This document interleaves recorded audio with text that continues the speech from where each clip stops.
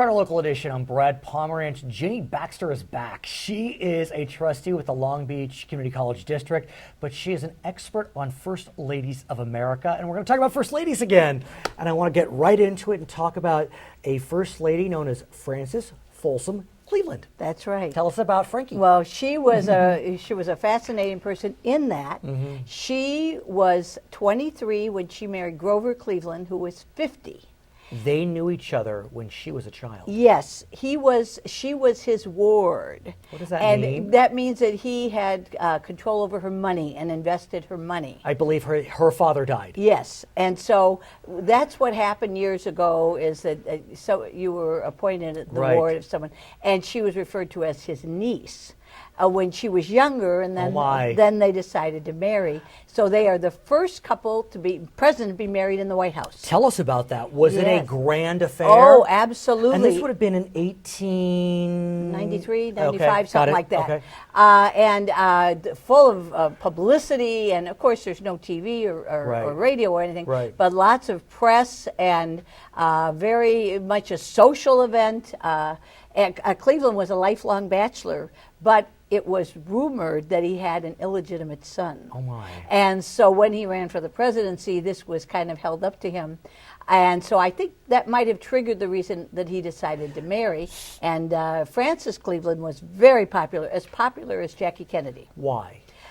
I think because she was young and she had a baby. And the baby's name was Ruth. And the name of the Baby Ruth candy bar is Ruth Cleveland, not Babe Ruth. You're kidding. And after that, there was Frances Cleveland soap and dish powder and every imaginable product. And she was so angry that people were using her face and her name to sell products that she got her husband to pass a law that you cannot use someone's name or image without their permission. So my question then is, so Mr. Cleveland's the only man who served 2 terms non-consecutively. Correct. But that would mean by the time she's, let's say, in her 30s, she's done being First Lady. Yes. So and what did she, and he died. He died, and she remarried a very wealthy man. But what did she do for the rest of her life? She was a society lady. Was she? Yes. I mean, did she follow a path similar? I mean, tragedy was different with Mr. Kennedy, but you know, Jackie Onassis became. No, she kind of became a private person, and you know, back then you didn't want a lot of adulation unless you were a politician. I see. And so she kind of, just faded into the. I was going to say back, but faded away. Yeah. Let's talk about Lou Henry Hoover. Yes, well, she's one of my favorites, and I think she's a favorite because she was an intellectual, and she was the wife of Herbert Hoover. Wait a second, she went to Stanford. Yes, this is a woman who went to Stanford probably around 1900? 1909, I think. How many women went to Stanford? Very few. She was the only woman, she was a geology major. That's how she met Herbert Hoover. She was the only woman in her class. How did she do it? She was brilliant. Truly. Yeah, truly. She spoke 5 languages.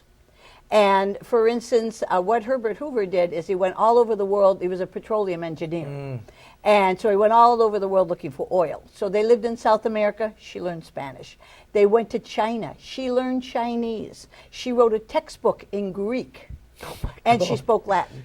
So she was that woman. Yes, was she obviously her husband had a tough ride? Yes, he was president during the Great Depression. Right, correct. How was she perceived during this era? Well, she was kind of a non-entity, and she didn't want the limelight, and she was really angry with the public that they were angry with her husband, and they were self-made people, right? And so they felt, we made it, other people can make it, and they really had that philosophy. So that may have been an issue. That was an issue. Although I understand. But I want to tell you, please, people would write to her. She would put cash in an envelope and send it to them.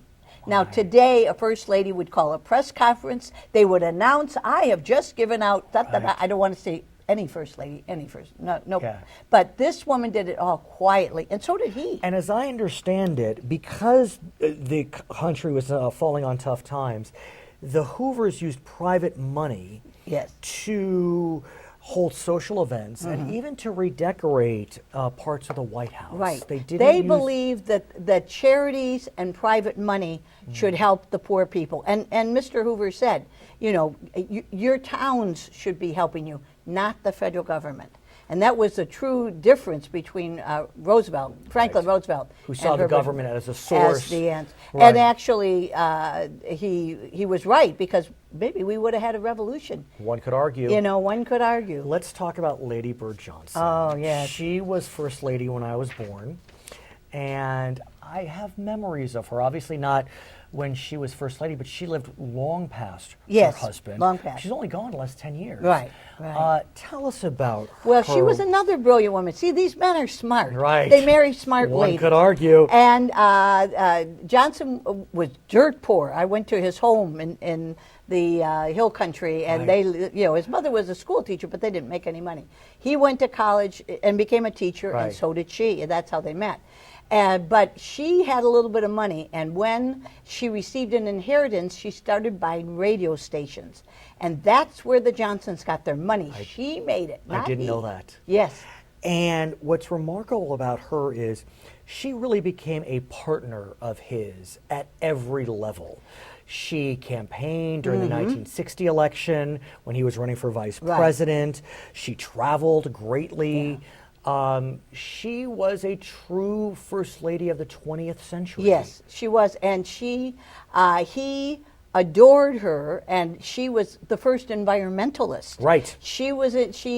There was the Federal Highway Act, which prohibited billboards, and that was something she was very passionate about. Johnson went to Congress and he said, this little lady wants this bill and you're going to vote for it. And what's interesting is she probably was the first Lady to take an advocacy position. Yes, and absolutely. that caused some contention? Well, she was a woman ahead of her time. Today, nobody would be against environmentalism. But back then, people didn't think a thing about it. They thought, well, what's she making the big deal out of? Right. Let's talk about the challenge which faced her, and that was the passing of John F. Kennedy. Yes. I understand in the early days, the Johnsons and the Kennedys may not have been the closest of friends, but they did develop. Yes. And also Lyndon was crazy for Jackie Kennedy. And who wasn't? And when John was killed, he told her, you stay in the White House as long as you want. And Lady Bird resented that. Oh, did she? Oh, yeah. But did Lady Bird work through that? Because, I mean, look, obviously the nation was in mourning. How did she handle that transition? Well, she was very kind to Jackie, and she always had a good relationship. Just like you said, in the beginning, they were political adversaries. But, they were lifelong politicians, and they learned to get along. And so she was very kind to Jackie and her children and reached out to them because nobody wants to become president this way. Of course. Do you know if they maintained a friendship? Because they both lived, I mean, Lady Bird actually outlived Jackie Onassis. But you know if they maintained a friendship? I don't know if they did, but I doubt it because, Jackie moved, first she moved to New York. And then she was kind of pestered by the paparazzi. Then she married Aristotle Onassis. But they may have had a writing friendship, but not getting together. And like her husband, she was very focused on the war on poverty. Yes, very. And was a big proponent of Head Start, I understand. What's her legacy? Well, her legacy is she's the only First Lady to have a national monument named after her, and that's Lady Bird Johnson Grove. And if you go to Washington, D.C., and you go to Reagan Airport, you drive by Lady Bird Johnson Grove. It's beautiful, tree-lined area. And what did she do after Lyndon passed? Because she lived another 25 years. Yes, well, she went back to the ranch, and she ran the ranch and ran that radio empire. Wow. And, of course, she had 2 daughters, and she had grandchildren. So she had a very full life, and she did live a long time. Her name is Ginny Baxter. She is a trustee with Long Beach Community College District. She is an expert in first ladies. We may have a first husband. You never know. We'll talk about that on Brad Pomerance, Charter Local Edition.